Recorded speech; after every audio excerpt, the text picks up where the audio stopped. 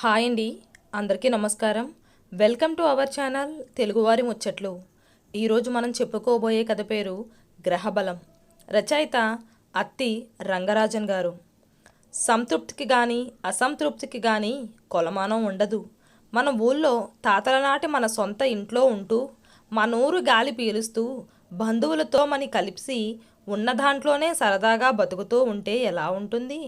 పెద్ద చదువులు చదివినవాడు పల్లెటూరులో ఏదో చిన్న ఉద్యోగం చేస్తూ అలా ఉండిపోలేడు. నిజమే.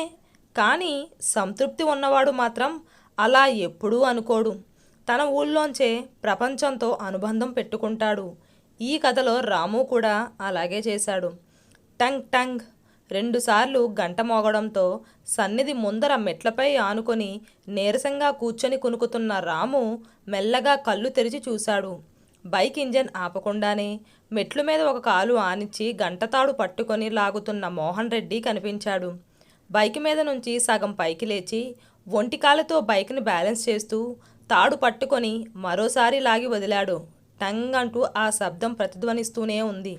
ఒక పెద్ద కాంట్రాక్టర్ దగ్గర నమ్మకమైన గుమస్తాగా పనిచేస్తున్న మోహన్ రెడ్డి గుడిలోని దేవుడి వైపు చూడనైనా చూడకుండానే గంటతాడు వదిలిన చేతితో లెంపలేసుకున్నట్టుగా రెండు చెంపలను సుతిమెత్తగా తాకి రయ్యమంటూ బండి మీద దూసుకుపోయాడు. రాము అనే రామనాథ శర్మ ఆ ఊరి చిన్న వినాయకుడి గుడికి పూజారి. మంత్రాల మీద అతని తండ్రి పరమేశ్వర శర్మకి ఉన్నంత పట్టు ఇతనికి లేదని ఊరి జనం నమ్మకం. తిరుపతి నగరానికి 20 కిలోమీటర్ల దూరంలో ఉన్న ఈ గ్రామం ఒకప్పుడు పల్లెటూరే. వారపు సంతలో దొరికేవి కాకుండా ఏ పెద్ద వస్తువు కొనాలన్నా ఇటు తిరుపతికి కానీ అటు కాళహస్తికి కానీ పుత్తూరుకు కానీ పోవాల్సిందే. ఈ మధ్య కొన్ని బ్రాండెడ్ షోరూములు కూడా రేణిగుంట పరిసర ప్రాంతాల్లో వచ్చాక దూరభారం తిరిగే పని తగ్గింది. ఆన్లైన్ షాపింగ్లు, జొమాటో, స్విగ్గీలు తమ ఊళ్ళోకి ఎప్పుడొస్తాయా అని ఆ ఊరి కుర్రకారు ఎదురు చూస్తూ ఉంది. ఇవేవీ పట్టని రాము మాత్రం గుడి లోపలికొచ్చి మొక్కుకునే భక్తుల కోసం ఎదురు చూస్తూ ఉంటాడు. హారతి తీసుకున్న భక్తుడు ₹1 బిల్లైనా తట్టలో వెయ్యకపోతాడా అని ఆశ. నెలాఖరు కాబట్టి తట్టలో రాబడి తక్కువే. అందుకని దేవుడికి చేయాల్సిన నిత్య పూజలు, ప్రత్యేక సేవలు మానలేం కదా. చేతి నుంచే 400-500 లేచిపోయాయి ఈ వారంలో. కర్పూరం, పుష్పం, చందనం బిళ్ళలు, పాలు, బియ్యం ఇవన్నీ అప్పు పెట్టి మరీ తెచ్చాడు. ఒక ₹50 చొప్పున 2-3 రోజులు తట్టలో పడితే సర్దేయొచ్చు.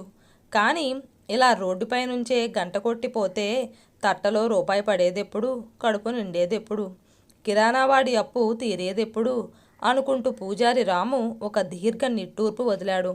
ముందు ఆ గంటకు తీయించేయాలి అని కూడా అనుకున్నాడు. ఇంతలో ఇంకో బైకు రయ్యమంటూ వచ్చి గుడి ముందు ఆగింది. ఇది కూడా గంట కొట్టేసి పోయే బాపతే అనుకుంటూ తలెత్తి కూడా అటు చూడలేదు అతను. ఒరే స్వామి అనే పిలుపుతో తల పైకెత్తి చూశాడు. ఆ వచ్చింది శేఖర్, తన చిన్ననాటి మిత్రుడు. రాము పూజారిగా మారినాక ఒరే అని పిలవద్దని తండ్రి హెచ్చరించడంతో స్నేహితుణ్ణి అందరిలో స్వామి అని పిలిచిన చనువు కొద్దీ రాము ఒక్కడే ఉన్నప్పుడు మాత్రం ఇలా ఒరే స్వామి అని పిలుస్తుంటాడు. బైక్ దిగి దేవుణ్ణి చూసి ఓసారి కళ్ళు మూసుకొని దండం పెట్టుకొని ₹2 బిల్లను తట్టలో వేశాడు. రాము దిగులు అర్థం చేసుకున్న ఆ స్నేహితుడికి దేవుగా మెట్టు మీద కూర్చుంటూ కబుర్లు మొదలెట్టాడు. అవును రాము, ఎప్పుడు ఎట్నే నాసుకొని ఉంటే ఎట్టా? నువ్వు కూడా హోమాలు, వ్రతాలు, పూజలు ఎందుకు చెయ్యకూడదు ప్రశ్నించాడు శేఖర్. అర్ధాకలితో ఉన్న రాముకు ఇదేమీ అంత ఆసక్తికరమైన సంభాషణగా అనిపించలేదు. బదులు పలకలేదు. శేఖరే మళ్ళీ అందుకున్నాడు. కాళహస్తిలో రాహుకేతు పూజకు ఎంత డిమాండ్ ఉందో తెలుసు కదా. అలాగే సత్యనారాయణ వ్రతం, నవగ్రహ హోమం, గణపతి హోమం లాంటివి మన గుడిలో కూడా మొదలు పెడితే డబ్బే డబ్బు కదా. స్నేహితుడి మౌనం చూసి అలా చేయటం తప్పేమీ కాదు అన్నాడు. ఏదో ఒక మాట మాట్లాడితే తప్ప శేఖర్ వదిలేట్టు లేడని రాముకి అర్థమైంది. విశేష పూజ చేయించటం తప్పు కాదు, కానీ అవన్నీ ఖర్చుతో కూడుకున్న పని. నాకెందుకులే అన్నాడు సంభాషణ తుంచేస్తున్నట్టుగా. పోనీ జ్యోతిష్యం చెప్పు, న్యూమరాలజీ చెప్పు, వాస్తు చూడు, వీటిలో అన్నింటికి మంచి డిమాండ్ ఉంది ఇప్పుడు. మళ్ళీ తగులుకున్నాడు శేఖర్. రే, ఇవన్నీ అయ్యే పనులు కావు, వదిలేయ్ విసుక్కున్నాడు రాము. నీ మొహం, చేతకాని వాడికి ఏదీ జరగదు అని ముఖం తిప్పుకున్నాడు శేఖర్. ఒకంత అసహనంతో బయలుదేరడానికి పైకి లేచిన స్నేహితుడితో, శేఖరా, ఇక్కడ కూర్చో అని పిలిచి చెయ్యి పట్టి అతన్ని తన పక్కన కూర్చోపెట్టుకున్నాడు రాము. ఉక్రోషం తగ్గని శేఖర్ ఆ పక్కనే కూలడానికి సిద్ధంగా ఉన్న రేకులంటిని చూస్తున్నాడు. అది రాము వాళ్ళ ఇల్లు. న్యూమరాలజీకి ఎంతమంది వస్తారు చెప్పు అని అడిగాడు రాము శేఖర్ని. స్నేహితుడు ఆసక్తి చూపడంతో శేఖర్ ఉత్సాహంగా రాము వైపు తిరిగాడు. ఓ అమ్మా, ఎంతమందైనా వస్తారు, దానికి భలే క్రేజ్ ఉంది ఇప్పుడు అన్నాడు. నేను చెప్పేది బాగా విను. ఒక మనిషి వస్తాడనుకో, న్యూమరాలజీ ప్రకారం నేను అతని పేరులో మార్పు చేస్తాననుకో, అతని బతుకు బాగుపడితే సంతోషం, ఇక నా దగ్గరికి రావాల్సిన పని లేదు. బాగుపడలేదనుకో, నా పైన నమ్మకం పోయి ఇంకెప్పుడు నా దగ్గరికి రాడు. ఎట్లా చూసినా అతను నాకు వన్ టైం క్లయింట్ అన్నమాటేగా. అవునా కాదా అన్నట్లు చూశాడు రాము. నెక్స్ట్ వాస్తు. ఇది ఇల్లు సుభిక్షంగా ఉండాలనుకునే వాళ్ళు, ముఖ్యంగా సొంతిల్లు ఉండేవాళ్ళు నమ్మే సిద్ధాంతం. దీనిని మిడిల్ క్లాస్, ఆ పైన ఉండేవాళ్ళు ఎక్కువగా నమ్ముతారు. కాస్త వాస్తుశాస్త్రం చదువుకుంటే చెప్పేయచ్చు. కానీ ఈ గూగుల్ యుగంలో అంతా కంప్యూటర్లో చూసుకొని మనకే సలహాలు ఇచ్చేవాళ్ళు ఉన్నారు కాబట్టి కన్విన్స్ చేయటం కష్టం. శేఖర్ కొత్తగా చూశాడు తన చిన్ననాటి స్నేహితుడి వైపు. తిరుపతిలో MBA చేసి తండ్రి మాట కోసం గుళ్ళో గంట కొడుతున్న రాము అంటే ఎప్పుడూ ఒక వెటకారమే శేఖర్కి. అమాయకుడు, బతకటం తెలియనివాడు అనే అభిప్రాయం. రాము అందుకున్నాడు. సరే, హోమాలు యోగాలు లోకక్షేమం కోసమే, వ్యక్తి శ్రేయస్సు కోసమే అనుకుందాం. చేయడంలో తప్పేమీ లేదు. మా నాన్న దగ్గర నేర్చుకుంటే 6 నెలల్లో రెడీ అయిపోతాను. వీటికి కూడా డిమాండ్ ఉంది, కానీ నెట్వర్క్ అవసరం, అది కూడా సంపాదించుకోవచ్చు. మధ్యలోనే అడ్డు తగిలి, ఇంకేంరా, అన్నీ తెలిసి కర్పూరం బిళ్ళకు కుంకుమ పొట్లాలకి సెట్టిగింట్లో అప్పు పెట్టి అకౌంట్ రాయించుకుంటూ ఉండావు, ఆ పనేదో చెయ్యొచ్చు కదా. శేఖర్ కళ్ళల్లోకి సూటిగా చూసిన రాము విసుగు కలిసిన చిరునవ్వుతో, చెయ్యొచ్చురా, ఇది ఒక ఉపాధి మార్గంగా చూస్తే బోల్డ్ సంపాదించవచ్చు. రెగ్యులర్ కస్టమర్లు పెరుగుతారు, రెఫరెన్సుల మీద రెఫరెన్సులు వస్తాయి. అంతెందుకు, వీడియో తీసి వాట్సాప్ ఫేస్బుక్ల్లో మార్కెటింగ్ చేసుకుంటూ, స్కైప్లో ఆశీర్వాదాలు ఇచ్చేసుకుంటూ, ఆడియో క్లిప్పుల్లో మంత్రాలు వల్లించి షేర్ చేసుకోవచ్చు. ఇది ఒక రకంగా చూస్తే స్కిల్డ్ జాబు. బాగా చేస్తే డబ్బులు బాగానే వెనకేసుకోవచ్చు అన్నాడు. తన చుట్టూ విస్తరిస్తున్న కార్పొరేట్ భక్తి ప్రపంచంలో తాను ఎలా మిగిలిపోతున్నానో ఇంత తెలిసి కూడా రాము ఎందుకు ఇలాగే ఉండిపోయాడా అని ఆలోచిస్తున్నాడు శేఖర్. ఇంతలో పక్క వీధిలో కాపురం ఉండే సుబ్బారామయ్య గుడి ముందుకొచ్చి నిలబడ్డాడు. కళ్ళు మూసుకొని 1/2 నిమిషం నిలబడి లెంపలేసుకొని గుంజీళ్లు తీసి విభూతి నుదుర పెట్టుకొని పూజారి ముందు చెయ్యి చాపాడు. రాము అతని చేతిలో చిటికెడు కుంకుమ పెట్టాడు. స్వామి, ప్రసాదం ఏమీ లేదా? పొంగలి కానీ పులిహోర కానీ?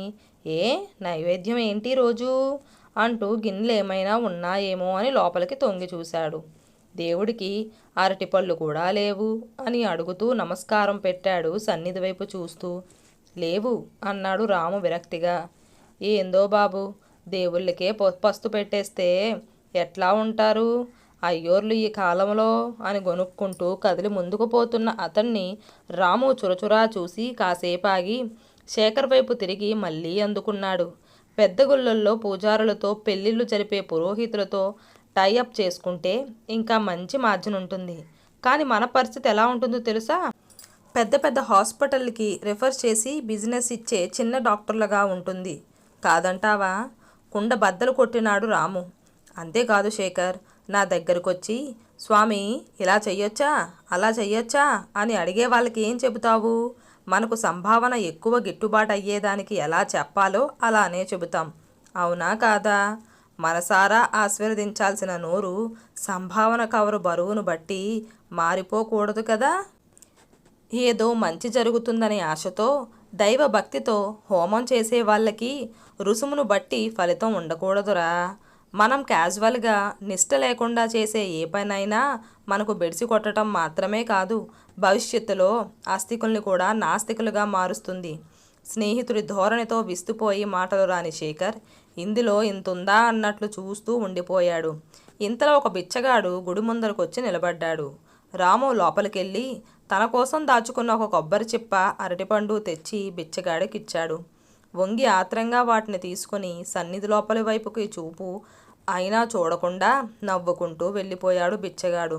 ఇప్పుడే కదరా పళ్ళు లేవు గిల్లు లేవు అన్నావు ఆ సుబ్బారామయ్యకు, ఇప్పుడు ఎట్లా వచ్చాయి అని ఆశ్చర్యంగా అడిగాడు శేఖర్. దేవుడిచ్చాడులే బా అంటూ కన్ను కొట్టాడు రాము. అబ్బా అంటూ వెక్కిరింపుగా నవ్వాడు శేఖర్. లేనోడికి దేవుడిస్తాడులే, నాకు దండం పెట్టాడా లేదా అని దేవుడు చూడడు, ఆ మనిషి కడుపు చూస్తాడు.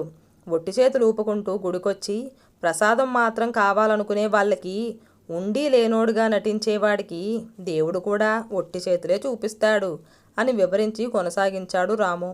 సరే, ఇంకా మన మాటల్లోకి వస్తా. నువ్వు చెప్పినవన్నీ చేయటానికి మనసు చంపుకోవాలా? తప్పు అని తెలిసినా తప్పనిసరిగా కొన్ని పనులు చెయ్యాలా? లోకక్షేమానికి ముందు నా క్షేమం చూసుకోవాలా? దీనికి నేను తయారుగా లేను. పెద్ద లాభం కోసం తప్పుడు పని చేసినా, తప్పులు తడకలు చేసినా దాని ఫలితం నాకే కదా శేఖర్.